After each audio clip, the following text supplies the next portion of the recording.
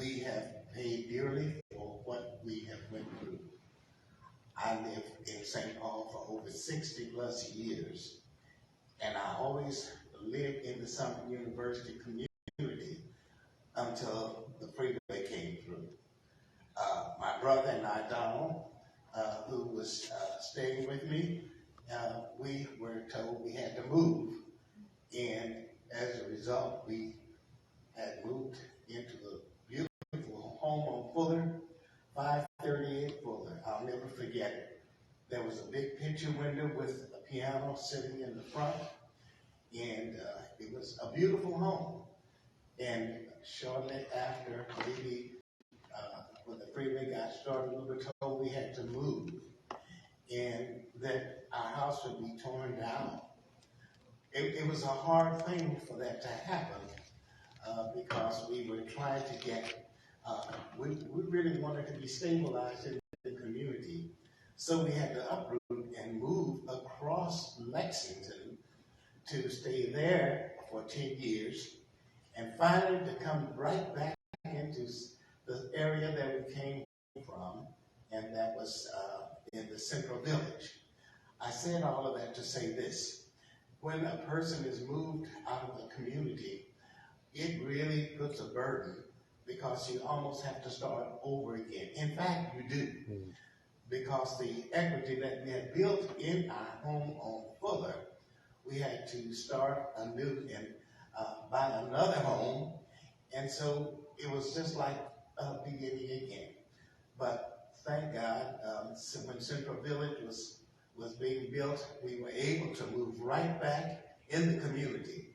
I'm a strong believer that it's time for us to do the thing that is right, and I would urge you all to stick with this process because it will show the rest of the country that we mean business when we are going to take care of all of our citizens.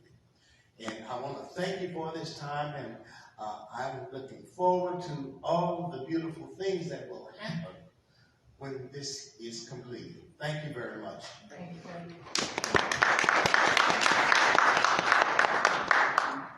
Hello, my name is Nyla Golden, and thank you. I'm in your district, West 7th, road from jail. I was going to speak, but this is something that's personal to me. Public health. I was born and raised here in Minnesota.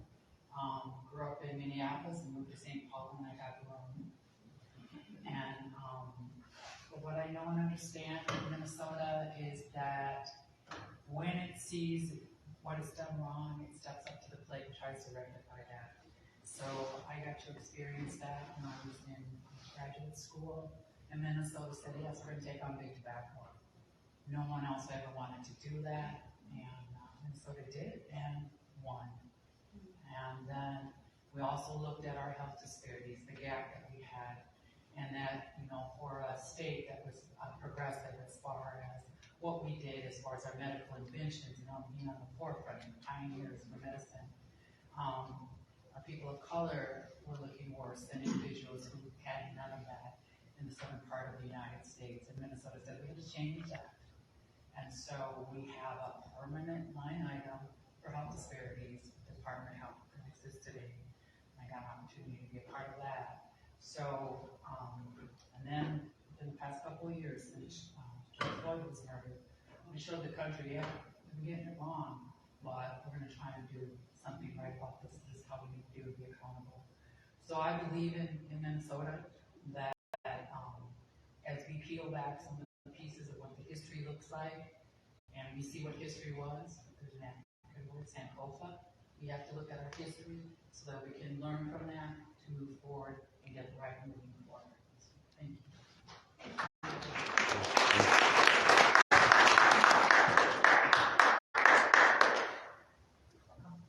Hello, my name is David Ellis, and I'm a lifelong born and raised in the Rondo community. So I've pretty much seen it all from both sides of the fence. And before I say anything else, I just want to say that I'm standing on the shoulders of my ancestors.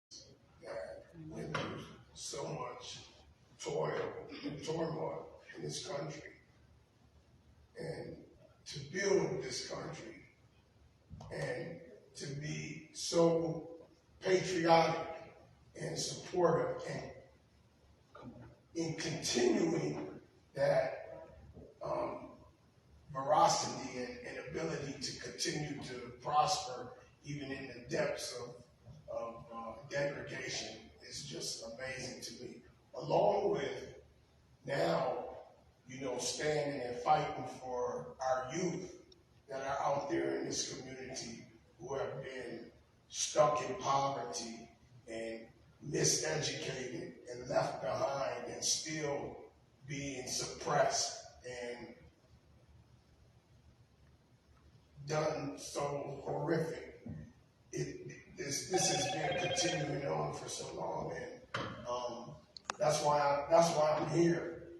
This, for me, I honestly have to say, I'm uncomfortable, even being in this position of having to ask for a reparation when the history of this country already knows what the impact has been and how it has done for people of African American heritage. So I'm here with a heartfelt message. I'm so thankful to be able to have my mentors here. Reverend Walker, he was an amazing mentor for me. Again, this young man, Mr. Cruz, another one. He's younger than me, but so strong and so powerful. And I just hope that, as I heard before, that this work continues because it really needs to. We're far behind on it, and I want to see some things happen. The bureaucracy has been just amazing, over the top. You can hardly get anything done because of the gridlock, and that needs to stop. So with that, I'm going to pass, and I pray that everyone takes this opportunity seriously and moves forward with honesty. Thank you. Thank you.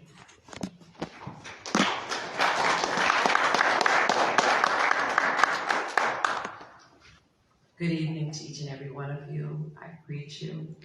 And to those under the sound of my voice, my name is Pastor Alethea Cheney. I am the pastor of Nehemiah's Walls International.